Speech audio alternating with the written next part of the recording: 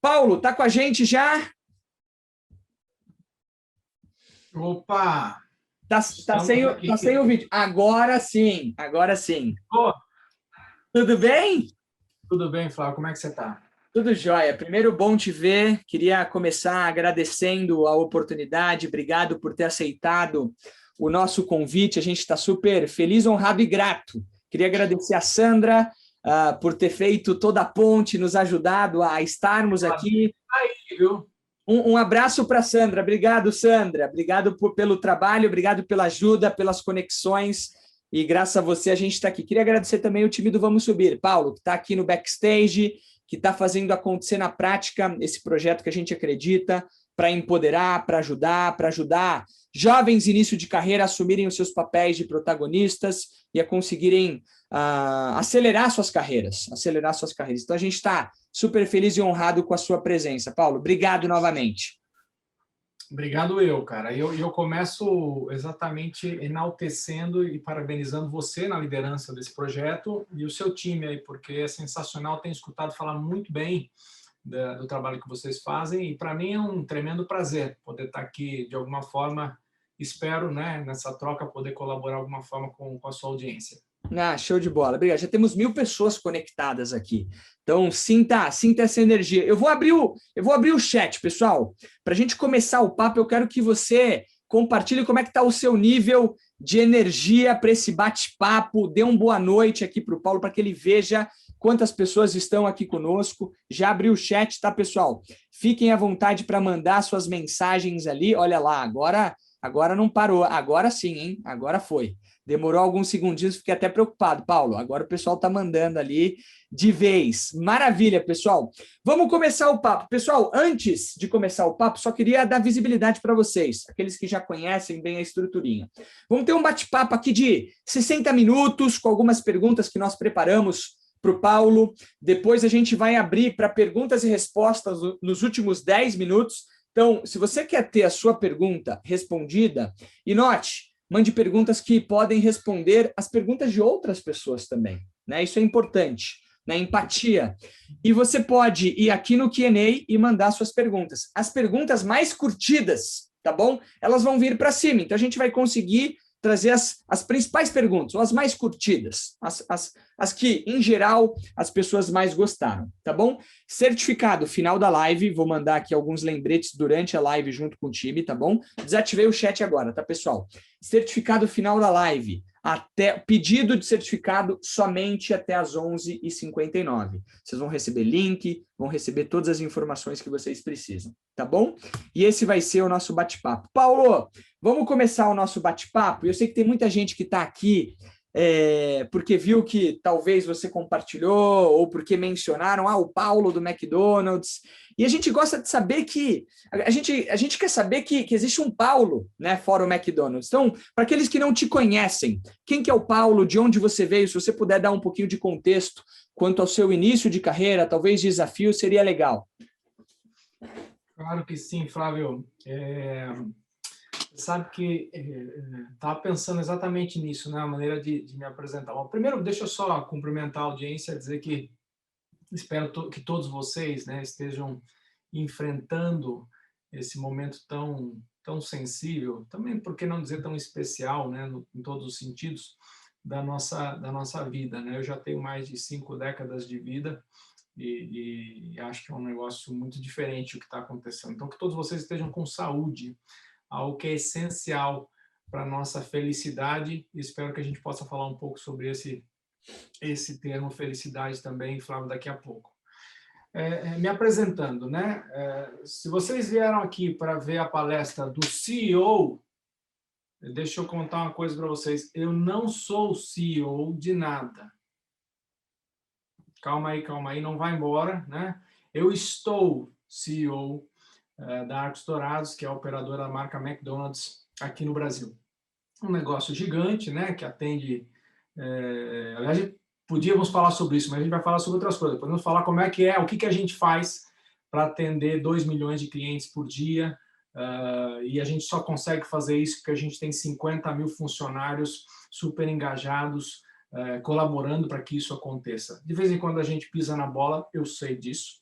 Daqui a pouco, se der tempo nas perguntas e respostas, a gente fala também. Mas eu estou CEO. O que eu sou realmente, como o Flávio já adiantou, eu sou o Paulo, né? O Paulo que é filho da dona Delfina, filho do seu Pedro, o Paulo que é marido da Débora, é a mulher mais maravilhosa do mundo, com todo respeito às outras aí, mas cada dia mais apaixonado por ela. A conheci, eu sou um cara de relações de longo prazo, tá? Eu conheci a Débora, ela tinha 16, e agora ela tem 47. Espero não ter errado na idade, senão vou ter problema daqui a pouco. E sou pai de 2 meninos, Luca e João Pedro, o mais velho 16, o mais novo 12. E eu queria começar, Flávio, dizendo que essa nossa conversa aqui, eu tinha tudo para não estar aqui com vocês no dia de hoje. Eu estou dizendo o seguinte, né? A gente só está aqui porque em algum momento eu decidi contrariar as estatísticas. E a gente vai falar mais sobre isso daqui a pouco, se o Flávio concordar. Show de bola. Não, e você sabe que eu queria até perguntar, Paulo, por que contrariar as estatísticas? Eu sei de onde você veio, mas por que você tinha tudo para dar errado ou não dar certo? Conta um pouco mais de onde você veio, seu início, suas origens. Eu vou contar isso, e pessoal, a gente não combinou nada, que esse negócio está saindo, né? Obviamente eu me preparei para essa... A gente vai falar sobre preparação. Me preparei para esse bate-papo, mas o Flávio está seguindo o caminho dele ali, eu estou seguindo o meu aqui, a gente está se adaptando nessa conversa, não tem nada combinado. Mas eu vou tentar, Flávio, organizar essa nossa conversa, né? A mensagem que eu tenho que passar, eu vou pautar isso em 3 pilares, né? Em 3 palavras, né? Que a gente vai tentar conectá-las aí. Então, gostaria que você lembrasse de 3 palavras. Se a gente sair aqui do final dessa nosso bate-papo, dessa nossa conversa, com você lembrando as três palavras, eu vou ficar muito feliz. A primeira é resiliência, a segunda é preparação, e a terceira vai te surpreender, eu espero, é vulnerabilidade. Essas 3 palavras vão pautar a nossa conversa. Boa. Porque eu acho que dentro do conceito, Flávio, que você propôs, né, de contar a história e que possa, de alguma forma, servir aí como alguma referência, né, para as pessoas, essas palavras vão construir, no meu ponto de vista, o como eu cheguei até aqui. Boa. Porque a gente poderia pautar essa conversa de outra forma, né? A gente poderia falar o que eu fiz ou o que nós fizemos lá na empresa para melhorar o EBITDA, né? Vamos lembrar que EBITDA é lucro antes de impostos, depreciação, amortização e juros, né? Então, uma das medidas de lucratividade, a gente melhorou a lucratividade da empresa em 400 BPS, 400 pontos percentuais pré-pandemia nos últimos 3 anos, né? E eu poderia ser mais atual ainda e falar assim que a gente ganhou 400 BPS, 4 pontos percentuais de novo, não estou confundindo, não é coincidência, de market share no primeiro trimestre desse ano. Então, o McDonald's está bombando. Ou eu poderia falar o que a gente faz, né, para atender esses 2 milhões de clientes que eu comentei para vocês agora. Ou seja, eu poderia falar dos bons resultados, inclusive, de outras empresas que eu trabalhei, né, para servir como referência. Mas eu acho, Flávio, que as pessoas vieram aqui não exatamente para isso. O que eu quero dizer? Os resultados financeiros, obviamente, eles são importantes, né, e a gente mantém a sustentabilidade da organização também está pautada pelos seus resultados financeiros. Mas os objetivos, os resultados, eles são importantes, são extremamente importantes.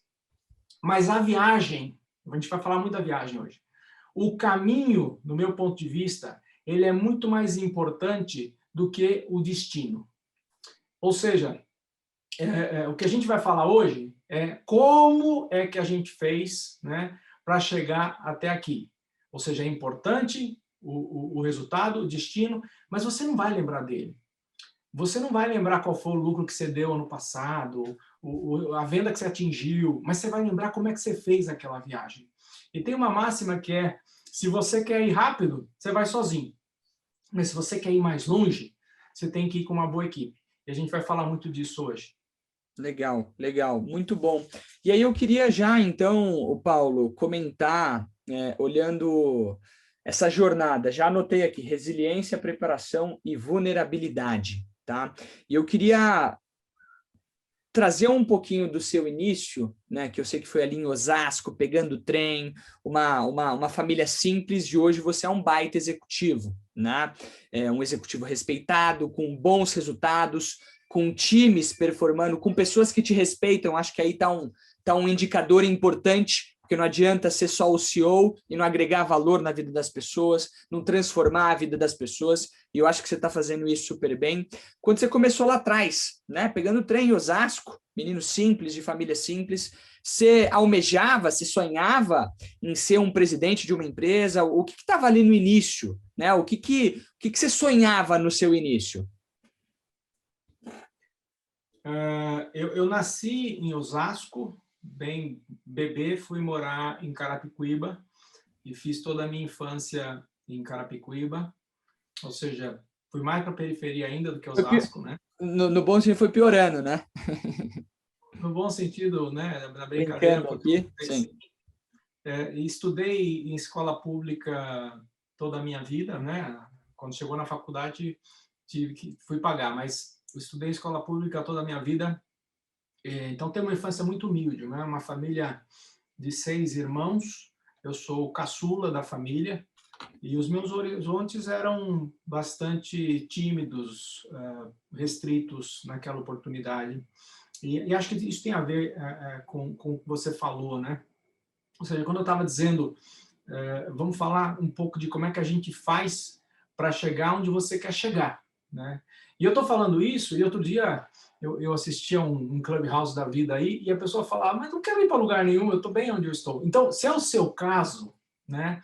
Se você não quer chegar em lugar nenhum, também não tem problema nenhum, né? Vamos continuar a conversa aqui, não precisa sair não, né? Até porque o que interessa, e quem falou isso foi um cara muito mais inteligente que eu, é você ser feliz. Eu vou falar quem é esse cara daqui a pouco. Ou seja, o ser humano, Flávio, só nasceu com uma coisa, para ser feliz. E aí eu estou falando da teoria aristotélica, né? Se tem algo que nos une, e você aí pode ser de esquerda, de direita, você pode ser corintiano, palmeirense, não interessa. Se tem algo que nos une, essa busca incessante pela felicidade, e disso que a gente vai falar, tá? O Flávio falava aí das minhas origens, e aí eu vou já, Flávio, já vou colocar aí na conversa a palavra resiliência, tá? Então, o primeiro pilar dessa conversa é resiliência e tem a ver um pouco com essa minha história no meu ponto de vista, né? E eu gostei muito do título, né, que a gente escolheu, né? Não acredite quando alguém disser que você sonha demais. Para mim é excelente esse título. E basicamente por uma razão.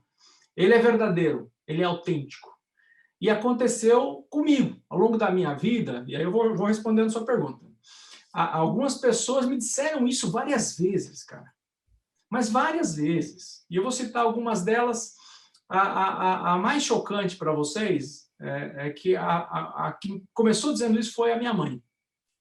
A minha mãe, dentro da simplicidade dela, tinha estudado ali até a 3ª série, e eu tenho um orgulho tremendo de falar da minha mãe. Infelizmente, meu pai e minha mãe faleceram há algum tempo. Eu tenho orgulho de me apresentar nessas minhas palestras dizendo que eu sou filho da dona Delfina, costureira de mão cheia. Eu cresci ali em Carapicuíba brincando embaixo das suas máquinas de costura. Ela tinha uma daquelas que você faz assim com o pé e tem um negócio para você colocar. Então, para mim, era o volante do meu carrinho, né? Entre ali os retalhos, literalmente, entre os retalhos e os moldes que ela tinha. Mas ela dizia algo quando eu fui crescendo e depois queria sair do país. Ela sempre dizia assim, mas meu filho, você nunca está feliz com o que você tem? Ela tinha razão. Ou seja, do ponto de vista dela, eu já devia ter o suficiente, porque eu já estava superando ela. Mas, na verdade, Flávio, não era uma questão material. E não continua não sendo. Eu não sou uma pessoa...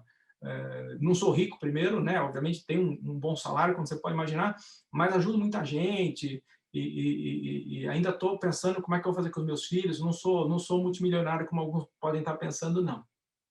Isso tinha a ver, isso não era material, tinha a ver com a minha necessidade de estar aprendendo sempre algo novo, né?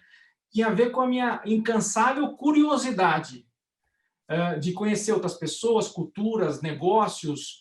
Eu queria ter mais conhecimento, mas não era para experimentar, para experienciar algo novo, né? Que não era possível fazer só em Carapicuíba. Então, quando eu fui descobrir que eu precisava sair de lá, eu precisava de outras referências.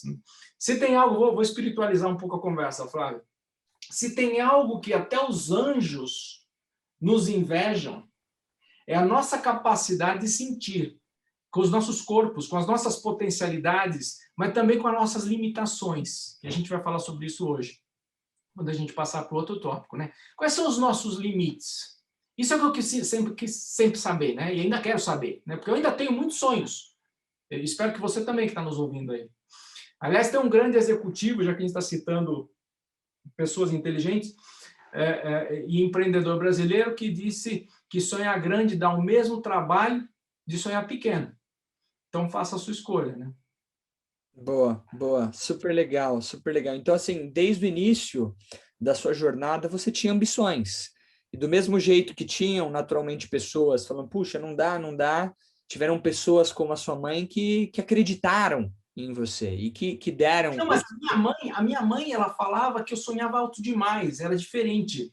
E aí eu vou desafiar, eu não sei, podíamos ter pedido para você fazer uma pergunta aí para a audiência, quantos são pais ou mães que estão nos ouvindo, né? Eu vou contar uma história que é a seguinte. Eu sempre estudei em escola pública e meu sonho não era fazer faculdade, porque meus irmãos, nenhum deles fizeram faculdade. Então, eu não tinha essa referência. O meu sonho era ser técnico em eletrônica. E eu vou te explicar o porquê. O meu pai já estava super feliz com aquilo, né? Porque ele tinha feito um curso por correspondência e ele era técnico em rádio e TV, né? E eu, quando era pequeno, saía com ele. Eu sempre, desde os 10 anos, trabalhei com ele, com aquela caixinha, era na época da válvula, inclusive, né? Depois eu peguei uma outra fase, que eu também me transformei em técnico em eletrônica. Hoje eu tenho MBA fora, mas naquela época o meu horizonte era esse. Eu queria ser técnico em eletrônica, que já seria eletrônica a nível médio, né? O segundo grau, na época que a gente falava, e eu já teria superado meu velho. E eu vou falar com você aí que é pai, que eu imagino que alguns são pais e mães. Os pais, eles querem isso, né? Os pais querem que os filhos os superem. Mas eu vou contar um segredinho aí para quem é pai e mãe e não percebeu isso ainda. Para que os filhos realmente superem seus pais, eles vão precisar de outras referências que não sejam seus pais. Pensa nisso aí, pais. Não limite seu filho a você mesmo. Não o proteja demasiadamente. Ele vai ter que ter uma exposição maior, né? Então, estou te contando um pouco, porque para minha mãe, dentro do mundo dela, ela me amava e continua me amando onde ela está, né? Mas eu não precisava daquilo mais. Mas para mim eu precisava. Talvez ela não tivesse ainda essa ambição, né? Eu não sei, de novo, não era ambição financeira, gente.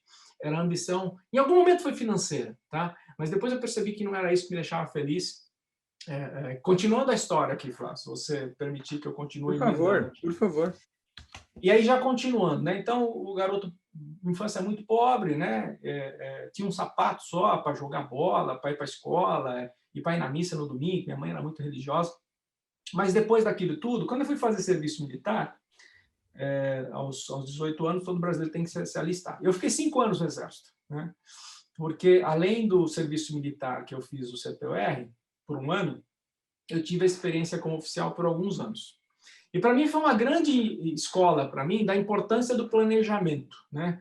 Eu, garoto extremamente tímido, daqui a pouco eu vou falar e vocês não vão acreditar porque eu estou falando com vocês, mas eu sou provavelmente um dos mais tímidos desses né? Até aquele momento ali, eu não conseguia falar para mais de 3 pessoas. Era aquele cara que sempre a professora chamava, eu me escondia, aí daquela coisa, ficava vermelho. Aliás, meu apelido era Pimentão, né? Porque a professora falava meu nome e ficava todo vermelho. Bom, eu aprendi no Exército a me preparar, claro, né?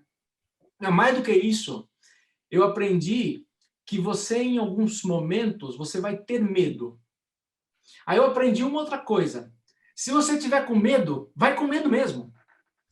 E aí eu estou me lembrando de uma situação que é bastante extrema para esse tipo de coisa, né? Que a maioria de vocês talvez não tenha vivido, mas em algum momento eu fiz um curso de paraquedas, né? E aí eu me lembro a primeira vez que eu pulei de paraquedas, né? Paraquedas redondo, zero de dirigibilidade, você imagina o cagaço que eu tava, mas mesmo assim eu pulei e ficou uma experiência sensacional na minha vida. Quando eu saí do Exército, eu fui procurar programas de trainees, né? Já estou entrando aí no que a maioria de vocês deve fazer aqui, que é entender essas referências. E eu acabei entrando na PepsiCo, né? E era aqueles programas com um montão de candidatos para 3 vagas. E para mim, aquele momento era o sonho da minha vida, porque eu já tinha tido outras referências, já tinha viajado pelo Brasil, tinha tido a oportunidade de uma vez para a Europa de mochila, e falei, é isso que eu quero falar outras línguas, não sei, mas naquele momento eu falava português, falava bom português, mas falava português. Ou seja, era o sonho da minha vida. E eles estariam enviando esses trainees para os Estados Unidos para ficar lá 3 meses. Quando eu estava na última fase do processo seletivo, né, das entrevistas, e era com o CEO, que até hoje é meu amigo, Osvaldo Cetuén, um argentino, ele me perguntou, how is your English? E eu respondi, né? Well, so, more and less, e alguma coisa assim, para tentar ganhar tempo. Eu vou fazer essa história longa, mais curta, mas naquela empresa eu fiquei famoso por aprender inglês em uma semana. Eu sei que está soando arrogante isso, mas se der tempo, né, e se vocês estiverem interessados, eu volto com a verdade dessa história total na sessão de perguntas e respostas. Mas eu fiquei famoso, né, dessa forma. E aí, Flávio, a gente já pode conectar, essa é a primeira parte da resiliência. O pessoal vai te falar que não, você vai ficar com medo. Cara, vai lá, vai lá. Se é o que você quer, continue acreditando. Esse é o primeiro tópico da nossa conversa. Boa. O segundo é preparação, né, que de alguma forma eu passei por ele. Aos meus 25 anos, né, depois de volta ao Brasil, depois de 3 meses nos Estados Unidos, eu vi aquele CEO que eu comentei com vocês, naquele carrão preto, né? Era um ômega, Flávio, naquela época. E todos na empresa, né, esperando as diretrizes daquele jovem CEO. E eu disse para mim mesmo, e ele devia ter uns 35, ele era muito jovem mesmo. Eu disse para mim mesmo, eu vou planejar para ser, porque o cara tinha feito MBA nos Estados Unidos, eu não tinha, tinha feito aqui no tempo do exército, fiz as minhas 2 pós-graduações, o que deu para fazer. Eu vou me planejar para ser CEO até os 40 anos. Boa.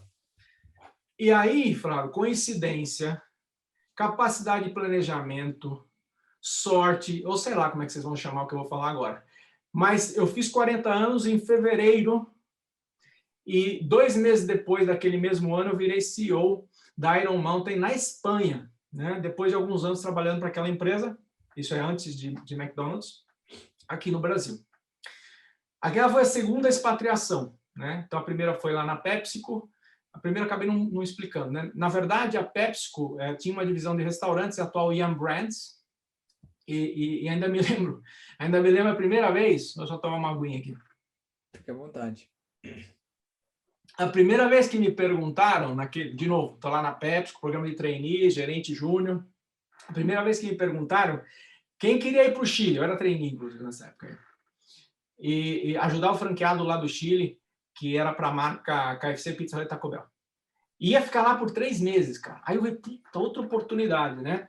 Antes que o diretor que estava fazendo o convite terminasse de fazer a pergunta, né? Quem que queria ir, eu já estava com o braço levantado dizendo eu quero. E eu não falava espanhol naquela época, né? E fui aprender, falava idioma, aquelas coisas todas que todo mundo fala quando eu fui para a Europa de mochila. Eu li lá espanhol para estrangeiros, para brasileiros e tudo mais. Então, nesse tópico agora, né, a gente falou, estamos no segundo tópico, né, que é preparação. Eu estou falando de um mantra. Eu gosto muito dos mantras, Flávio. A gente tem vários na empresa. É um mantra. Por que eu gosto desse? Porque ele move as pessoas, mas mais do que isso, ele move a mim mesmo, né? Que eu acho que tem a ver com essa história. Que é eu vou falar em inglês porque eu gosto mais. Eu acho que ele quer ficar mais completo em inglês, mas daqui a pouco a gente tenta fazer uma tradução livre, que é Unlocking the Full Potential, né? Que vem de como é que você desbloqueia o verdadeiro potencial das pessoas. E eu acho que aí vem de uma mistura de, sem dúvida, preparação com ousadia, né? Em algum momento a gente falou um pouco de sorte. Eu tive muita sorte na vida. Tive sorte de encontrar as pessoas que me deram oportunidade. E alguns dizem que sorte é a coincidência aí, né, de preparação e oportunidade. Tem um amigo meu lá na empresa, o Dorival, que é vice-presidente de franquias, que ele costuma dizer que eu não sei se a Kombi, né, se a van vai passar, mas se ela passar, esteja preparado para subir na van, porque se ela passar e você não estiver preparado, né, também não vai dar certo. E eu diria que é o seguinte, mas você tem que ter planejamento, você tem que ter preparação, mas eu diria até, Flávio, mais do que isso, você tem que ter um plano B sempre. Boa, boa. eu falei do paraquedas, e aí, pô, a gente vai falar um pouco sobre isso, porque se encaixa bem, né? Você vai se preparar, você vai planejar, você vai aprender as técnicas, mas você tem que aprender a ter um plano B, você tem que ter um plano de contingência. No caso do paraquedas, obviamente, você tem os procedimentos de contingência, mas você tem até o paraquedas reserva. Então, mesmo naquele meu período de experiência militar, eu sempre pensei no médio e longo prazo. A gente está falando de planejamento agora, de preparação. Então, por exemplo, quando eu fiz a escola lá do CPUR, eu decidi fazer a escola de logística, de gestão, que eram coisas que eu usaria na vida civil, mas eu poderia ter feito infantaria, cavalaria, que para o garoto de 19, 20 anos seria sido sensacional, mas o quanto isso serviria para depois é mais questionável, né? Boa. Então, você está me preparando, estamos no tópico da preparação, para o meu retorno na vida civil. Então, durante o meu tempo de exército, eu fiz a graduação, 2 pós-graduações, e, Flávio, tudo que aparecia pela frente eu traçava. Eu tenho um amigo meu, o Abilde, que era tenente na época lá, que as apostilas de gestão do estoque no Senac, gestão financeira, curso grátis da Bolsa de Valores na igreja, tudo para mim estava valendo, né? Então, um pouco esse lance aí de preparar para algum momento que pode acontecer. E tem esse lance também, que não é mais técnico, né? que é comportamental, que são competências que você tem que desenvolver. Eu acabei falando aí rapidamente. Eu sou, provavelmente, uma das pessoas mais tímidas desse Zoom. Né? Não conseguia falar para ninguém. Eu me lembro que eu fui 2 vezes, não sei se alguns conhecem aí, mas ele ainda é muito famoso, assistir as palestras grátis, porque eu não tinha dinheiro, as palestras grátis do professor Reinaldo Polito. E na terceira eu tentei entrar e falei, já vi que 2 vezes não dá mais, né? Aí não pude ir lá. Mas eu li o livro dele, né, Como Falar em Público, que eu tinha que romper isso. O que eu estou querendo dizer nessa questão da preparação? Nós estamos no tópico da preparação. Você ter lá suas limitações, você tem que aceitar algumas delas, isso não quer dizer que você não pode melhorar, né? Boa. Se você não tiver mais uma pergunta, eu já emendo no terceiro tópico. Não, eu tenho até para fazer um link com esse tema de habilidades comportamentais. Você falou muito e deu para perceber que você tem uma vontade, sempre teve uma vontade de melhorar muito, né? E isso acaba sendo uma soft skill, ou seja, uma habilidade comportamental para os jovens que estão aqui. Como é que você faz o balanço, né, entre a necessidade de desenvolver soft skills, hard skills? O que é mais importante para ti quando você olha para um jovem, um profissional que está iniciando a sua carreira? O que é mais importante? O que ele deve focar em desenvolver? E eu sei que você fala muito sobre atitude e conhecimento. Como é que você enxerga esse tema soft e hard skills para quem está iniciando a carreira? Eu acho que você colocou bem. Dependendo do estágio da vida profissional, uma coisa vai ter mais importância ou menos importância que a outra. E eu acho que vou voltar lá no primeiro, na questão do sonho, tá? Tá bom. Das pessoas dizem que sonha demais. Uma das pessoas que uma vez me falou, toma cuidado com a decisão que você está tomando, e nessa época dos 25, 26, 27 anos, era um diretor da área de marketing da empresa, em que eu falei para ele assim, cara, eu decidi uma coisa, eu vou ser generalista. Eu vou responder a tua pergunta nesse conceito. E ele falou assim, opa, caminho perigoso, hein? E ele tinha razão, né? E é uma escolha diária que eu continuo fazendo. Então, especialmente quando você vai para o generalista, eu acho que os soft skills são mais importantes, né? Mas nem todo mundo consegue, ou quase ninguém começa como generalista, né? Eu acho que quando você vai para o caminho da especialidade, é mais fácil de você se tornar o melhor em treinamento, ou melhor em produção, ou melhor em contabilidade. Então, acho que aí o aspecto técnico é importante.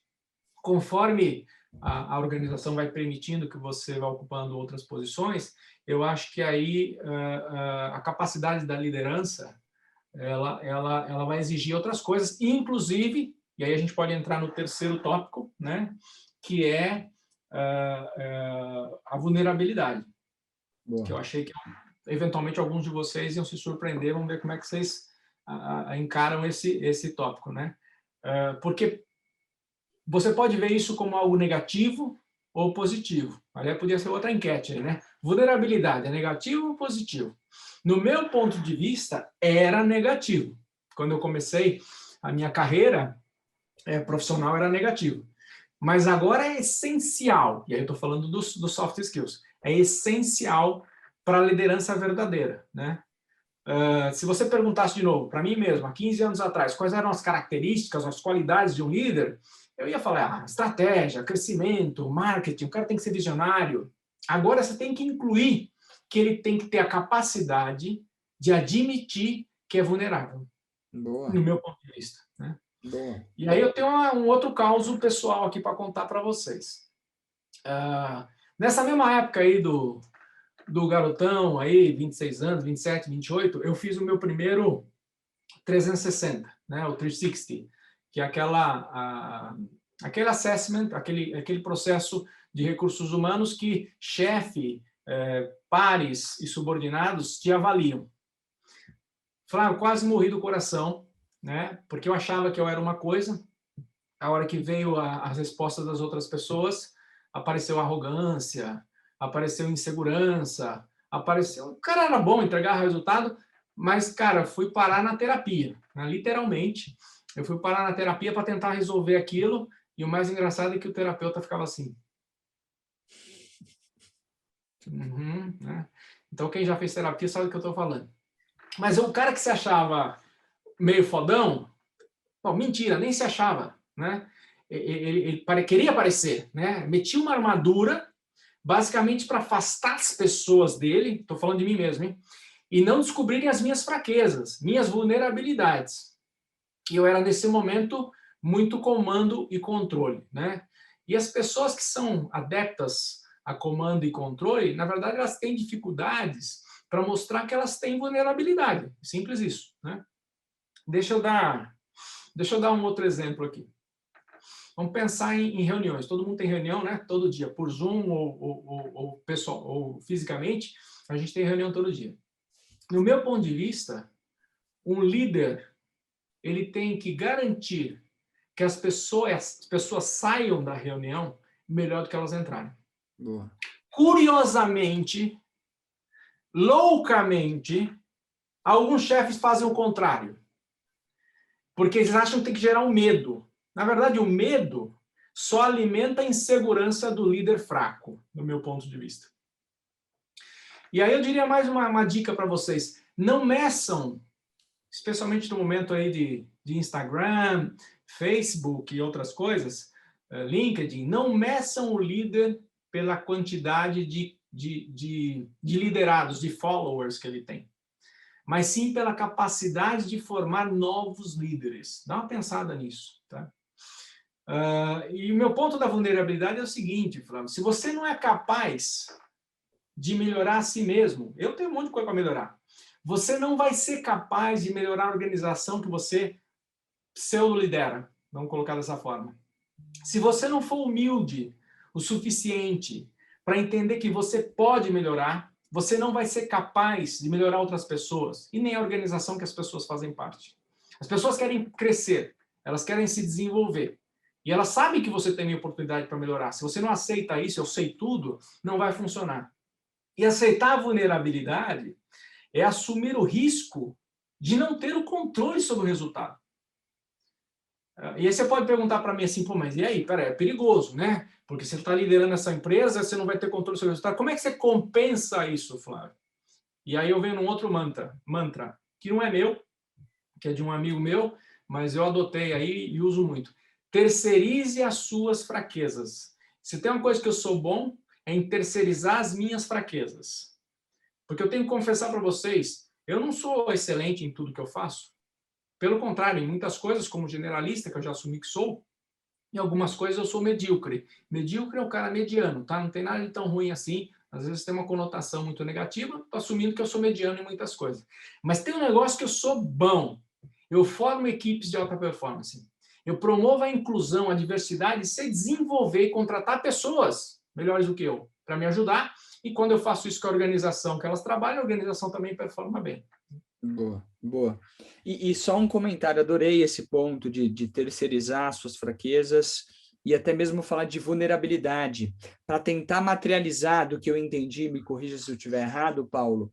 quando um líder ele se mostra vulnerável, ele mostra para as pessoas, para os seus liderados, que até então o viam por medo ou por respeito ou qualquer coisa do tipo, como um super-homem ou uma mulher maravilha. Quando você se mostra vulnerável, você desce no mesmo nível, né, que essas pessoas, e essas pessoas começam a ter mais empatia por ti, mais respeito por ti, te olham como uma pessoa humilde e vão se mostrar abertas para em algum momento levantar a mão e falar, puxa vida, eu também não sei fazer. Porque tem aquele medo de, se eu falar para o Paulo que eu não sei fazer o que ele pediu, eu vou ser mandado embora, né? Mas trazer essa estrutura onde as pessoas são abertas o suficiente para se exporem e compartilharem seus medos, sua fraqueza, suas incertezas, vai fazer com que todo mundo esteja na mesma situação e todo mundo passe a ser mais colaborativo, onde as pessoas se ajudam mais, se suportam mais e crescem mais juntos. É mais ou menos nessa linha a importância da vulnerabilidade? Sem dúvida. E especialmente, a gente falou de vulnerabilidade, falou de inclusão, falou de diversidade. Eu sei que isso está muito em moda hoje, inclusive, né? ESG e tudo mais, mas eu estou tentando trazer autenticidade para essa conversa, porque realmente me interessa aqui, Flávio. Para você, eu sei também, e sei, a gente já está com 1,7 mil pessoas aí, se eu vi certo aqui, também interessa isso. Você falou da palavra empatia, né? E por muito tempo, você que está nos ouvindo aí, tenta definir o que é empatia. E se você ouviu algumas vezes a repetição, até o próprio dicionário dizer que empatia é a capacidade da pessoa de se colocar no lugar do outro. É uma das definições, eu acho que ela parte de um suposto utópico, porque nós somos únicos. Se tem algo que é dentro das... Não sei no que vocês acreditam aí, né? Mas independente do que você acredita, se é em Deus, no cosmos, sei lá em que força, ou não é ateu, ou agnóstico, se tem algo que é verdadeiro, é que nós somos únicos. Únicos. Por isso que eu falei que a empatia, naquela definição, parte de um suposto utópico. Porque se nós somos únicos, ou seja, se tem algo belo nesse momento que a gente está falando aqui, que dessas 1.700 pessoas, todas são diferentes, né? Então, é impossível você se colocar no lugar do outro exatamente como ele vai sentir, porque a reação às mesmas palavras, o sentimento que ele vai ter, a forma que ele vai entender, se vai dar friozinho na barriga ou não, só ele vai ter. Então, o que eu quero dizer é impossível se colocar no lugar do outro. Então, o que você tem que fazer, dentro do conceito de empatia, é compreender que ele é diferente de você, que você não sabe como ele vai reagir e respeitar isso. Boa. E simplesmente ouvir, observar, né? Porque a gente às vezes quer compreender o que está acontecendo. Só aceita que você não vai compreender, cara. Só aceita que é diferente e escuta mais do que fala, né? Cara, você estava falando disso e eu acho que eu estou ficando velho, estou começando a contar um monte de história aí, né? E eu queria falar um pouco sobre meu pai. Por favor. Porque a gente falou de liderança e o líder, né?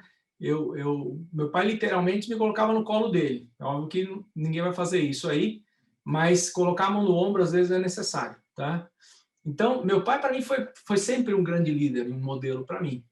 E ele tinha o costume de dizer o seguinte para mim, pelas minhas inseguranças. Eu era o mais pequenininho da turma, eu tive jardim de alambre, então eu não crescia, né? Os meninos já tinham 1 metro de altura, eu tinha 60 centímetros, então foi sempre mais difícil isso para mim, né? Ele tinha o costume de dizer o seguinte: meu filho, prepare-se bem antes, faça o seu melhor durante e tudo vai sair bem. E ele repetia, quando ele percebia que eu estava com medo, com algum receio, ele falava assim: tudo vai ficar bem. Quando eu era pequeno, eu cresci vendo os meus pais brigando muito, né? Meu pai tinha pouco dinheiro, o que ele comprava de comida, essas coisas, minha mãe era muito generosa, ela doava, né? Então esse era o maior problema que a gente tinha da briga, era a lata de óleo que ia para o vizinho, que ia para a tia, e meu pai falou: acabei de comprar, as crianças não tinham o que comer. Imagina, 6 filhos ali, Então, eu via essa briga todo o tempo, né? E eu sempre tive muito medo, porque minha mãe falava, então eu vou me separar, né? Eu sempre tive muito medo que eles se separassem. Quando eu ficava triste, o meu pai, ele percebia, né? Tinha uma conexão muito forte com ele. E ele me chamava, colocava a mão no meu ombro, às vezes colocava no colo e dizia assim, vai tudo ficar bem. Inclusive, se o papai separar, ele vai ser sempre o seu pai. Bom, antes de mudar de assunto, meu pai nunca se separaram. Que E, na bom. verdade, depois se perceberam que se amavam muito. E, quem sabe, um outro dia eu conto uma história na morte do meu pai, que foi uma experiência sensacional. Eu morava fora, morava na Espanha, e meu pai teve um câncer fulminante, e eu consegui passar os últimos 4 dias da vida dele aqui, que foi outro mestrado sobre a finitude da vida e tudo isso que acontece na gente. Mas por que eu estou contando essa história? Primeiro, quase uma terapia para mim. E o segundo, já que a gente está falando de inspiração para vocês, eu acho que quando o CEO, né, eu não sou CEO, só estou, quando o CEO ele conta a história, as pessoas não veem mais como a função do CEO. E essa história eu conto também na empresa, isso que eu estou querendo dizer para vocês. Mas eles veem a pessoa. E as pessoas não se conectam com o CEO, porra. As pessoas se conectam à pessoa que está lá. Ou não se conectam, né? Então, eu acho que essa questão da vulnerabilidade, não só admitir a vulnerabilidade, mas curtir a vulnerabilidade. Isso que faz conexão de pessoas, que cria confiança, que cria vínculo, né? Ou não. E posso te E falar, fala aí. Paulo? Ah, Opa.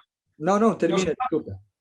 Não, eu das conexões, conectei as palavras aí, ó, anotei aqui, resiliência, preparação, vulnerabilidade. Eu acho que é um tripé ferradão, importante para vocês terem aí como uma inspiração. Serve para mim, não necessariamente para você, né? E aí eu não sei como é que você está planejando aí uma segunda parte de perguntas, se quer continuar fazendo perguntas, fica à vontade. Não, tenho. Só queria, na verdade, dizer que a forma como você está se conectando com a gente é diferente. E é real, é sincera, é autêntica. E traz essa visão. Então, acho que um insight aqui, pessoal, a gente precisa, né, ser nós mesmos. A gente tem que acreditar nisso. E trazer esse nível de conexão. E eu já sabia que o papo ia ser assim. E quando as pessoas, não, vou ali ouvir o CEO, o presidente do McDonald's, e trazer uma conversa humana como essa, para mim, Paulo, e obviamente, pessoal, estou trazendo para vocês, expande de que o futuro e as carreiras, elas são diferentes. A gente não está falando mais de carreiras lineares, de cargos ali hierárquicos, a gente está falando de ser humanos por trás. A gente está falando do Paulo, pai, filho, marido, está falando do Paulo que tem ali as suas dificuldades, as suas limitações, as suas vulnerabilidades, e que é um CEO de uma das empresas mais valiosas do mundo e do Brasil, com toda certeza. Eu como McDonald's toda semana e vou 2 vezes agora, Paulo. Só pelo papo eu vou 2 agora. Vou ter que correr um pouco mais, mas vou. Porque o papo é isso, pessoal. Não é um super-homem. Não é. É um cara que tem desafios, é um cara que tem limitações, mas está aqui. E se ele consegue... mas Flávio, ele está fazendo isso porque é o presidente hoje. Não. Com certeza a história e a carreira foi construída e palpada nisso. Então a gente tem que ser fiel àquilo que a gente acredita. E quando a gente acredita nisso, vive isso, as pessoas vão nos respeitar e a gente vai acelerar. E eu quero trazer uma pergunta, Paulo, para tentar trazer um pouco da sua visão de carreira, da sua visão de progresso. Como é que um jovem, como é que um profissional, ele se diferencia? Porque aqui a gente falou de muita coisa que é mais soft skills, que é propósito, valores, e que para mim isso é tão importante quanto vários outros temas. Mas para um jovem que quer assim crescer no McDonald's, quer progredir, quer se tornar um CEO, o que a carreira dele precisa ter? É resultado, é performance, é consistência? Tem alguma fórmula que você entende que é importante para um jovem, para um profissional progredir constantemente na sua carreira? Então, eu acho que eu vou dar daqui a pouco a gente fala mais do McDonald's, mas vou dar um conselho geral, né? Quando eu entrevisto alguém, e obviamente todos os processos passam por algum tipo de entrevista, eu tento identificar alguns valores, né? E, de novo, eu procuro completar a equipe, né? Então, você buscar, se alguém parecido comigo não vai ajudar muito. Alguém parecido com outro diretor ou um gerente, ou depende da função que eu estou buscando, talvez também não ajude tanto assim. Não tem uma pessoa diferente daquele grupo. Porque somos todos incompletos, somos todos imperfeitos, e essa busca, né, por essa diversidade, por alguém diferente, ou se a gente quiser voltar de novo em alguém que tem uma fortaleza e não a fraqueza que você tem, é que vai complementar a equipe. Mas se eu tivesse que... Então, é muito pessoal, dependendo da posição e tudo mais. Mas se eu tivesse que escolher uma única palavra para dizer o que eu acho que vai diferenciar os bons candidatos ou o bom profissional do profissional medíocre, é a palavra atitude, né? E isso não está na escola que você cursou, não está na professora que você teve, ela pode até ter servido de exemplo, né?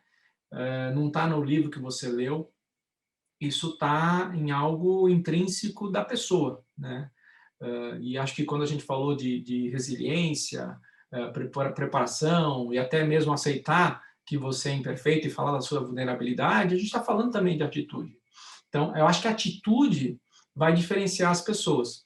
No caso do MEC, a gente tem, obviamente, a maioria das pessoas que trabalham com a gente são pessoas que estão buscando o seu primeiro emprego.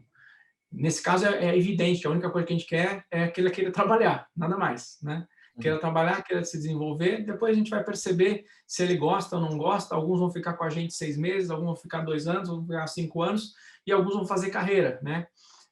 Então, ali fica mais claro ainda.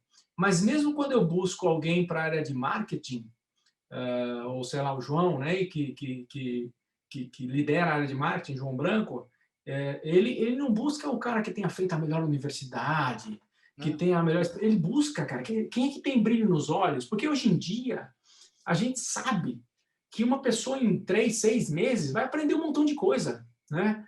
É diferente, e eu nem sei qual vai ser o futuro da educação, mas eu acho que daqui a alguns anos as pessoas não vão querer ficar 4, 5 anos fazendo uma universidade, porque é tudo tão volátil, né? Então, hoje, eu aprendo muito mais sentando com os cientistas de dados lá para me explicar o que é o data lake, qual a linguagem que eles estão usando, e eu me interesso por isso, e rapidamente, em algumas horas, eu aprendo um monte de coisa, do que eu ficar meses estudando. Então, o que eu quero dizer, eu acho que as grandes boutiques, sejam elas de conhecimento ou de formação, elas já tinham menos importância no meu ponto de vista, vão ter mais ainda, o que vai representar o diferencial, e a gente está cheio de bons exemplos de gente que nem fez faculdade e se deu super bem na vida, né? Eu não estou recomendando isso de jeito nenhum, tá? Eu acho que ainda é muito importante você ter o seu título, e a gente sabe a diferença que faz até salarial para alguém que tem curso superior ou não tem curso superior. Mas falei bastante para dizer o seguinte, é atitude. Boa, boa. E você sabe que essa é uma das grandes causas do Vamos Subir. Se fosse para colocar talvez numa frase, o que é o Vamos Subir? É um projeto social, sem fins lucrativos, que visa ajudar jovens em início de carreira, e obviamente temos muitas outras pessoas que não estão em início de carreira, mas a ter mais sucesso por meio da mudança de atitudes e comportamentos. Eu vou trazer um dado, Paulo. Mais de 60% das demissões no Brasil e na América Latina se dão por falta de soft skills. O que são as soft skills, pessoal? São as habilidades comportamentais, adaptabilidade, relacionamento, liderança, criatividade. Então, olhar para essas habilidades, atitude, né, é uma habilidade comportamental.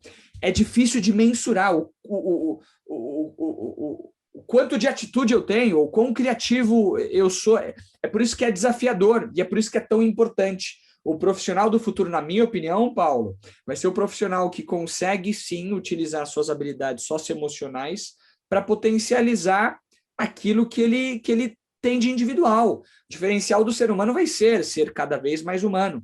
Até porque a gente tem tecnologia que faz muitas outras coisas muito melhor do que a gente, fazer conta. Cara, esquece, bota no Excel e faz. Agora, interpretar, olhar quem está por trás, ter o olhar empático, máquina nenhuma vai fazer.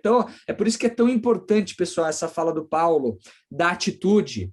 E a atitude na prática, talvez ver uma caneta no chão, na empresa, e pegar.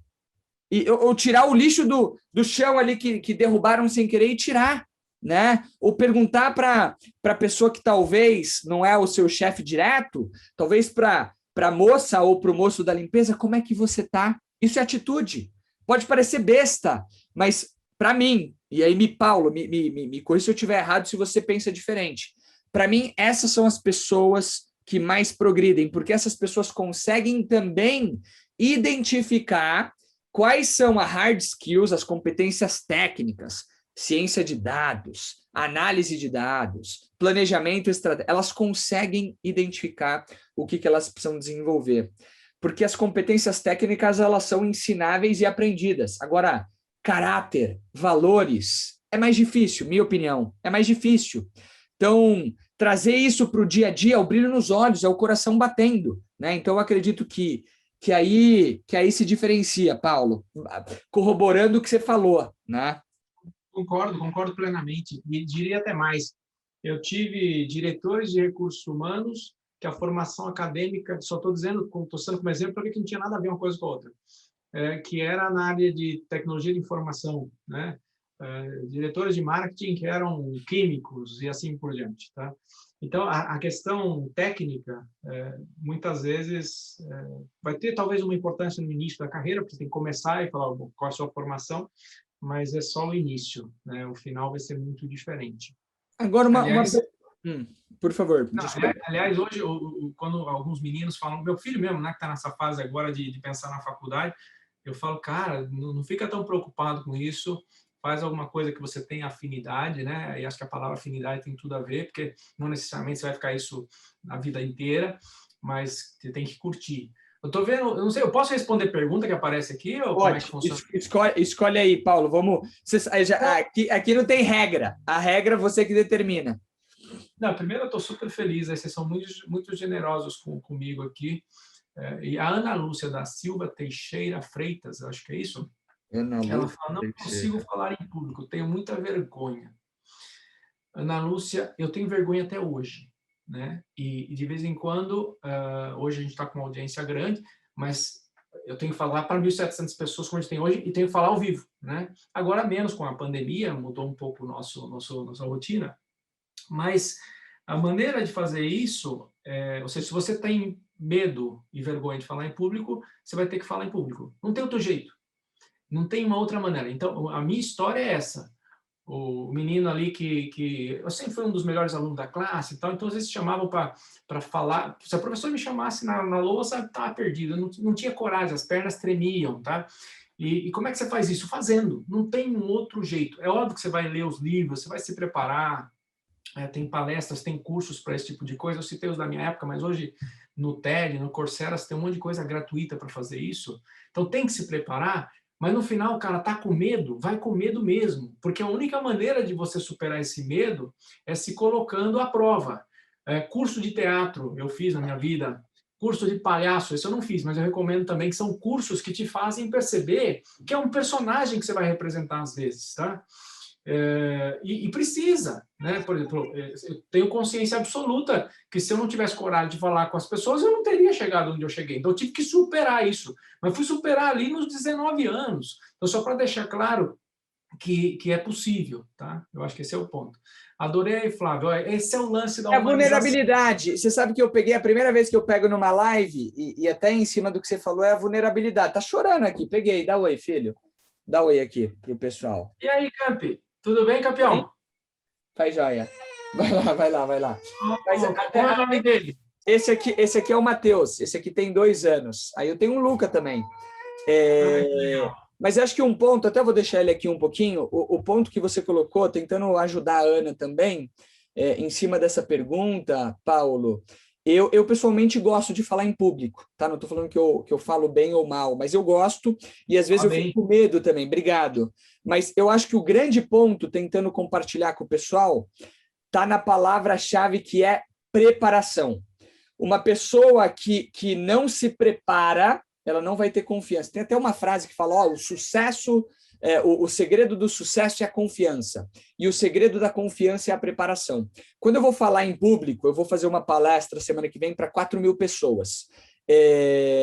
Cruzeiro do Sul, eu trabalho na Zoom, na área educacional, vou falar. Eu estou treinando essa palestra tem um mês. Eu vou na frente do espelho, eu falo sozinho.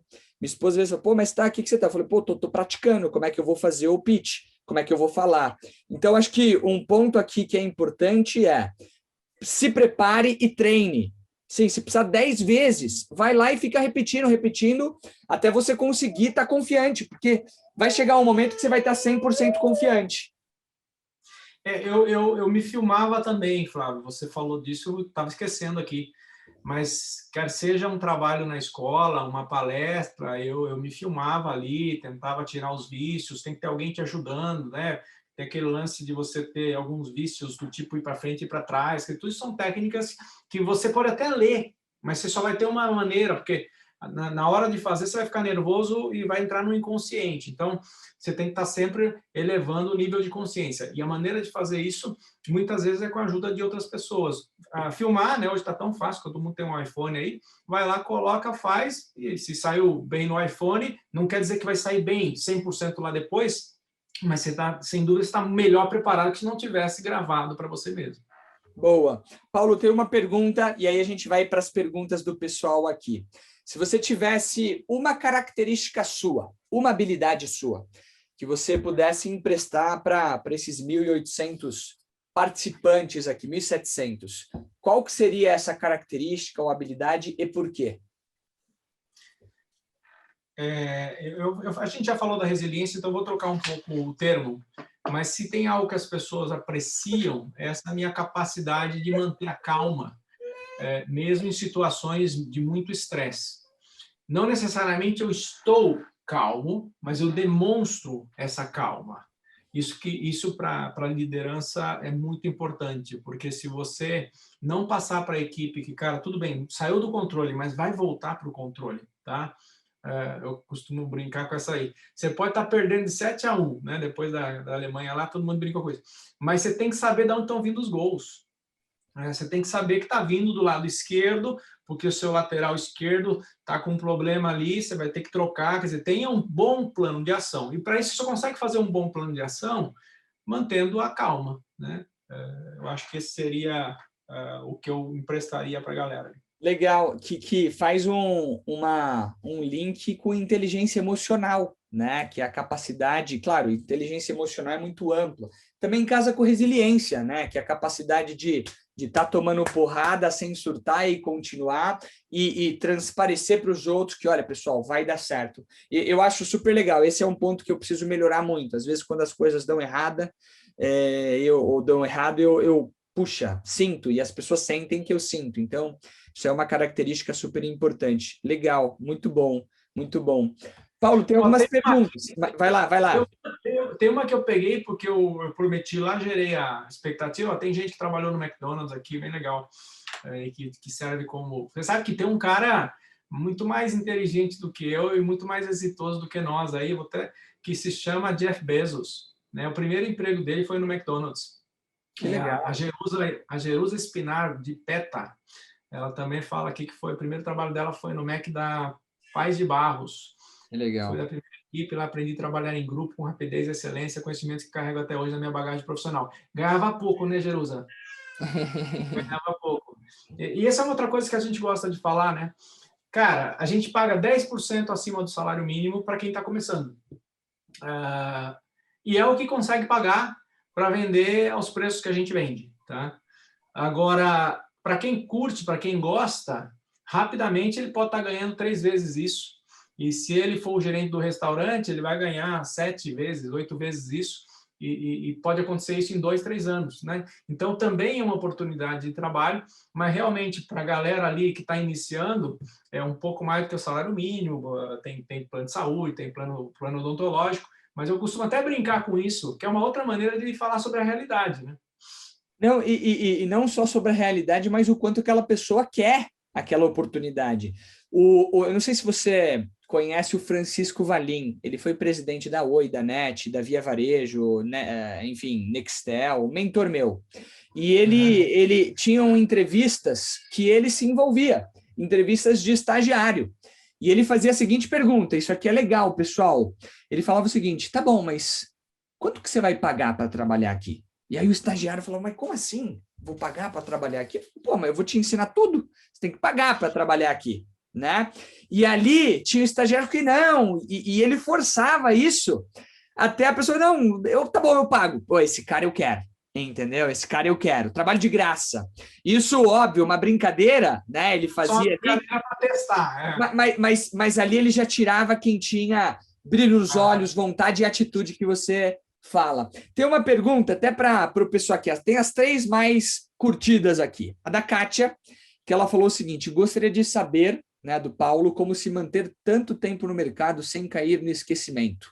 Como ser uma marca de sucesso, e aí falando da carreira. Porque tem esse tema, né, Paulo, de pessoas que vão progredindo, evoluindo, e chega um momento, né, eu estou falando que acaba sendo uma realidade o fator idade, mas como é que a gente faz para se manter ali performando e não perder espaço no mercado? Eu acho que tem que ter essa vontade de seguir aprendendo, de admitir que você sempre tem espaço para melhorar.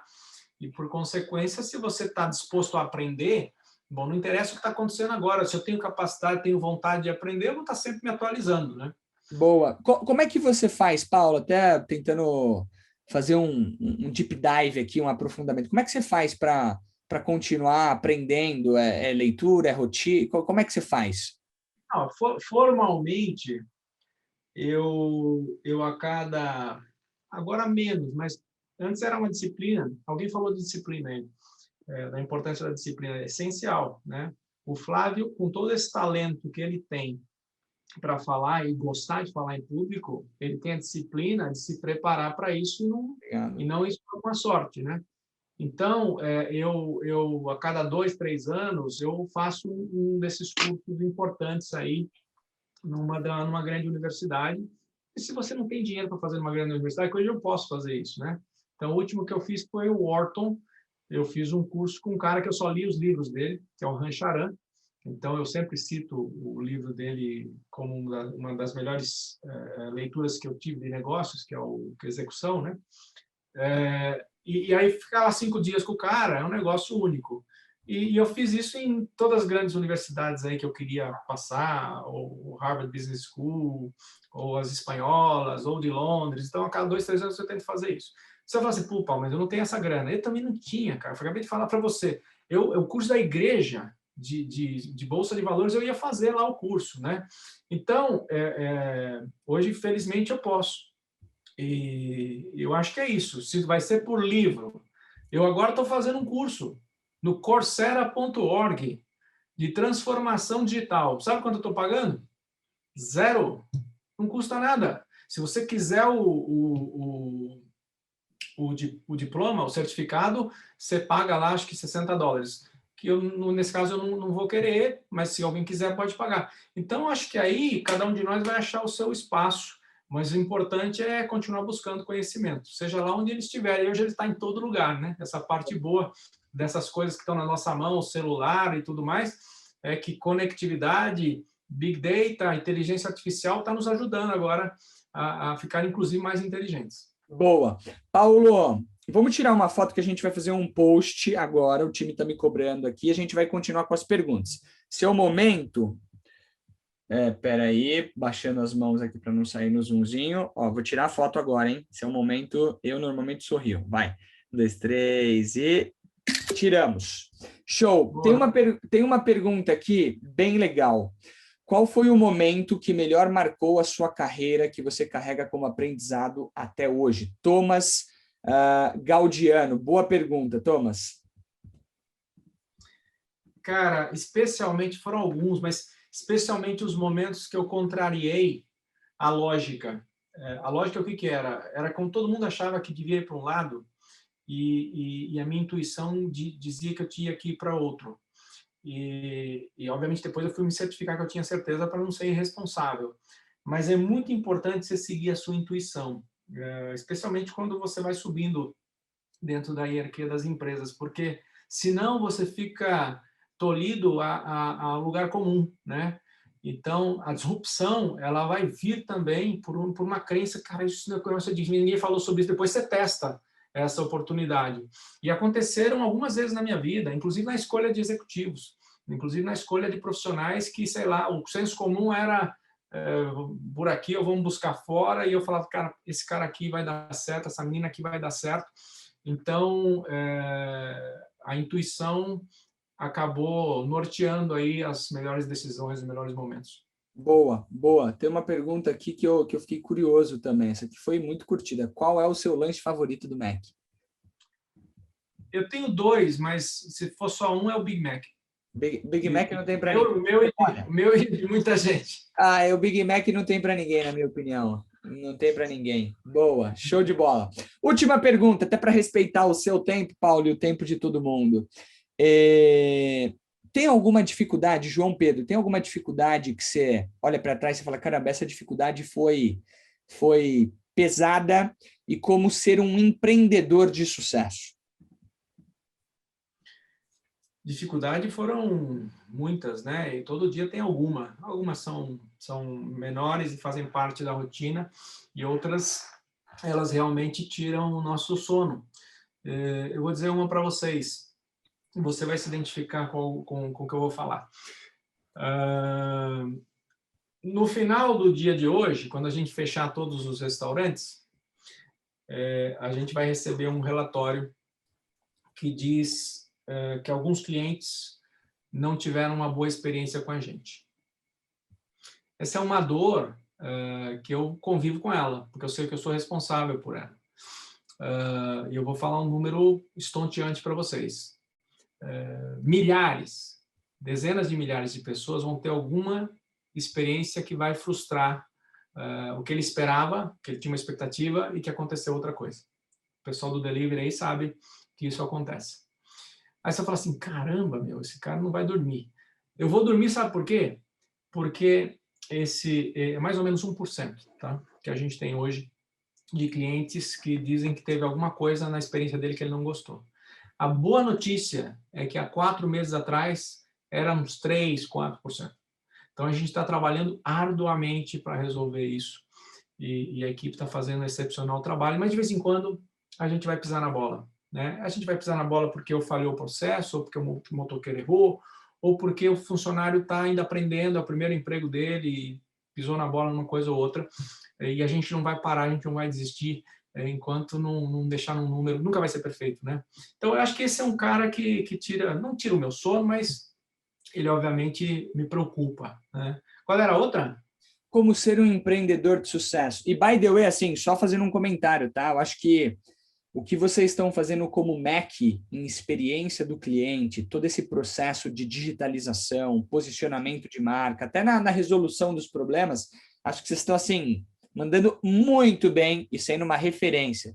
Esses dias teve um problema com algum famoso, se eu não me engano, que vocês atuaram de forma rápida e depois o cara falou, pô, eu erro também, o Mac pode errar. Foi assim, brilhante. Então, acho que vocês estão fazendo um trabalho muito legal, né? Se vale aqui, aproveitando até talvez funcionários do Mac que estejam conectados, vocês estão fazendo um trabalho brilhante. Obrigado, cara, porque acho que é isso que a galera precisa mesmo, né?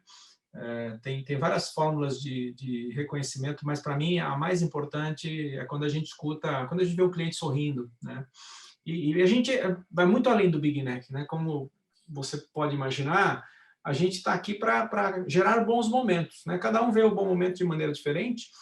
Alguns, por exemplo, tendo um desconto diferente. Então, a gente caminha para uma personalização massiva destas experiências, onde a mídia tradicional vai ter a sua importância, mas a mídia digital está tendo uma muito maior importância, e o que a gente quer é realmente trabalhar cada um dos CPFs de maneira exclusiva. Mas estamos só começando isso, Flávio, e alguns resultados a gente já está tendo, sim.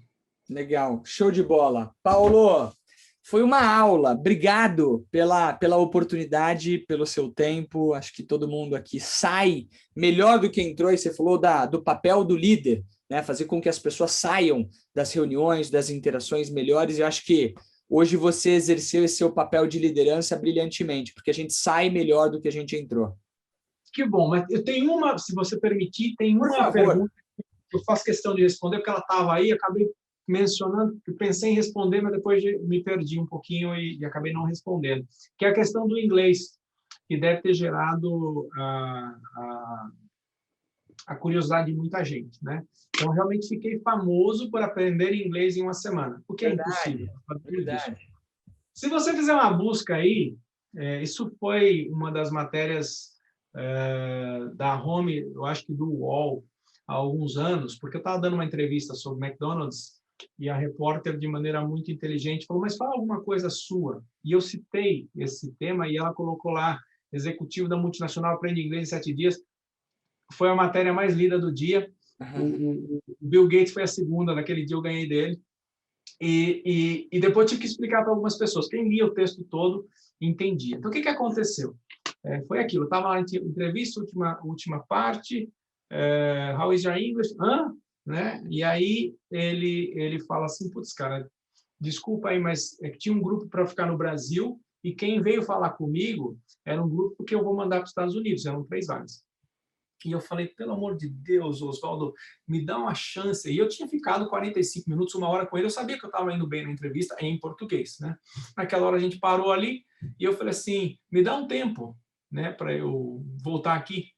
E ele olhou para mim e falou assim, como assim um tempo? Eu preciso te mandar para os Estados Unidos daqui a 1 mês, não tem como. Eu já preciso ver passaporte, visto e tudo isso, não tem tempo. Eu falei, me dá uma semana. E ele olhou para mim, e hoje ele é meu amigo, né? E ele olhou para mim e ele ficou com dó. Não tem outra palavra para definir. Ele ficou com dó e falou assim, tá bom, então volta aqui 1 semana, marca lá com a secretária. E eu fui lá e marquei 1 semana. Eu saí dali e eu morava em Carapicuíba e eu sabia que tinha uma boa escola de inglês em Alphaville, né? Fui até a escola de inglês, procurei o professor, nunca vou me esquecer dele, o Johnny, fui até o Seu Lep, que é uma escola que tinha uma boa reputação, que tem até hoje. E eu falei, o diretor, eu quero falar com o diretor da escola, né? Colocaram o cara na minha frente e eu falei, está acontecendo isso, e eu preciso aprender inglês. E ele falou assim, não tem problema, quanto tempo? Eu falei, 1 semana. Ele riu, né? Ele falou assim, cara, você está louco, não tinha como. Eu falei, Johnny, eu concordo contigo, você não tem como. Eu só tinha tido o inglês da escola, tá? Que era o inglês que vocês conhecem. Lá a gente ficava o verbo to be todos os anos a mesma coisa, né? E ele falou assim, não tem como te ensinar inglês no sonho. Eu falei, Johnny, você não tem como me ensinar inglês, mas você tem como me ensinar a responder todas as perguntas que podem cair numa entrevista em 1 semana. E, cara, ele olhou para mim assim e falou assim, cara, sensacional. Vamos fazer. E aí, naquele mesmo dia, a gente já começou, né? E na época era fita cassete, né? E aí, no dia seguinte, a gente chegou lá às 7 da manhã, eu ficava com ele até 1h30 da tarde. 1h30 da tarde ele falou, nós vamos almoçar juntos, porque vai que o cara te leva para almoçar alguma coisa, preciso te ensinar como é que você responde algumas perguntas. E aí a gente ficava até umas 3, eu ia para casa, fita e tudo mais, e foi 1 semana. E ele disse, não fala português com ninguém. Aí minha mãe falava assim, Paulo, vem comer. Eu falei assim, I'm not hungry. Né? Então, minha mãe falava, esse moleque tá maluco e tal. E foi 1 semana dessa imersão. Quando eu cheguei na frente do cara, ele fazia uma pergunta, eu respondia já 3. E assim foi. Aí ele ficou 1h30 me testando e não tinha como, porque qualquer pergunta que você fazia para a entrevista, eu estava preparado para responder.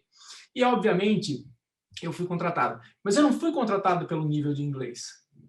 Eu fui contratado pela atitude de voltar em 1 semana e fazer tudo que era possível. Obviamente, depois que eu cheguei nos Estados Unidos, eu fiquei 3 meses lá e aí foi tranquilo, né? Até hoje estou aprendendo inglês, hein? Boa, mas essa técnica de se preparar para momentos específicos é sensacional. Eu fiz isso também quando eu fui trabalhar na Salesforce. Fiz ali o roteirinho, estava fluente nas perguntas e passei. Então, excelente insight. Paulo, obrigado mesmo pela oportunidade, obrigado pelo seu tempo, obrigado pela sua liderança, legado, por tudo que você está construindo e mais importante, por estar aqui com a gente. De alguma forma, isso aqui é o que a gente acredita e chama de give back, que é a retribuição. Então, você está retribuindo tudo aquilo que, de alguma forma, né, obviamente por muito mérito seu, mas com certeza a mão de tanta gente que você citou hoje, é por isso que você está nessa cadeira e você está retribuindo. Então, a gente agradece demais pela oportunidade. Você pode ficar à vontade para permanecer, ou até sair, eu vou falar de certificado, vou dar alguns anúncios, mas eu agradeço demais o seu tempo. Flávio, eu vou sair porque a minha esposa está me esperando para jantar, os meninos também ali, tá? Vocês pediram Mas, McDonald's? Hoje não, hoje Hoje, não. Eu como muito McDonald's, mas hoje não. hoje não. Mas eu só agradecer pela oportunidade, mais uma vez, enaltecer e parabenizar você e a sua equipe pelo trabalho sensacional que vocês estão fazendo, que outros brasileiros e outros seres humanos sigam o exemplo de vocês. Você sabe muito bem que você está construindo esse legado, né? E cada um de nós aí, você que está me ouvindo aí, como é que você quer ser lembrado, né? Qual é o que você quer que digam sobre você, né? Na empresa, mas não precisa ser na empresa, na sua vida pessoal, na sua vizinhança, na sua escola. E eu acho que o trabalho que vocês estão fazendo aí, você e sua equipe, falam muito sobre isso. Não que vocês estejam fazendo de maneira interessada, pelo contrário, mas vocês estão construindo esse legado. Parabéns. Obrigado, Paulo, de coração. Um abraço na família. Boa noite. Tchau, tchau. Pessoal, que aula tivemos aqui, hein? Tivemos uma super aula. Vamos terminar agora rápido, tá bom, pessoal? O que eu quero combinar com vocês, tá bom? Primeira coisa, abre esse link que eu acabei de mandar, que é o post do LinkedIn. Vamos lá no LinkedIn e encher de mensagem agradecendo o Paulo, deixe seu feedback para ele. Super importante, assim ele volta mais com a gente. Certificado, pessoal, certificado, coisa importante, tá bom? Vocês vão receber agora, vocês vão ser redirecionados, tá bom? Para um link. E em, cara, 5 minutos vocês vão estar recebendo também um e-mail, tá bom? Um e-mail com todas as informações. Por favor, a partir de agora até às 11h59, vocês podem pedir o certificado. Amanhã, até meio-dia, vocês recebem no e-mail de vocês. Ah, Flávio, não recebi. Cara, vai receber por e-mail. Vai ser redirecionado. Atenção, tá bom? Não recebeu? Cara, manda ali no Instagram que a gente manda rapidinho, mas foquem, não errem o e-mail de vocês, por favor, tá bom? Para que a gente consiga, a gente tem um time enxuto, a gente não consegue. Então, atenção, por favor, eu vejo que tem pessoas levantando a mão aqui, qualquer dúvida, mandem no chat, mas eu quero, ó, vamos lá, abrir o chat aqui agora, pessoal, 2 minutinhos, tá bom? Abrir o chat, vocês podem mandar a mensagem. Qual que é a dúvida de vocês? Quem está levantando a mão ali? E-mail, vamos lá, a Maíra falou, o e-mail, ponto de interrogação, não entendi nada. Envie o link. O link vai ser no e-mail, pessoal, link do certificado. Obrigado pelo parabéns, até desativei, tá bom? O link do certificado, quando a gente fechar a live, vocês vão ser redirecionados para um navegador. Se não foi, em 5 minutos vocês estão recebendo um e-mail com o link, tá bom? O link que eu peço encarecidamente que vocês engajem é esse aqui, que é o post do LinkedIn. E eu coloquei também aqui o link desse próximo evento aqui, ó, só para mostrar para vocês, pessoal. Dia 14, nós teremos o que a gente chama de CEO Talk. Traremos presidente da Schneider Electric e o ex-presidente da Oracle, que é um vice-presidente da Oracle agora, Rodrigo Galvão. 2 caras super inspiradores. Se cadastrem, vocês vão receber no e-mail também, tá bom? Até coloquei no chat aqui também. Tá bom? Pessoal, boa noite. Vão lá, grave esse LinkedIn, ó, vai lá e deixa seu feedback para o Paulo, tá bom? Um abraço e vamos subir. Tchau, tchau.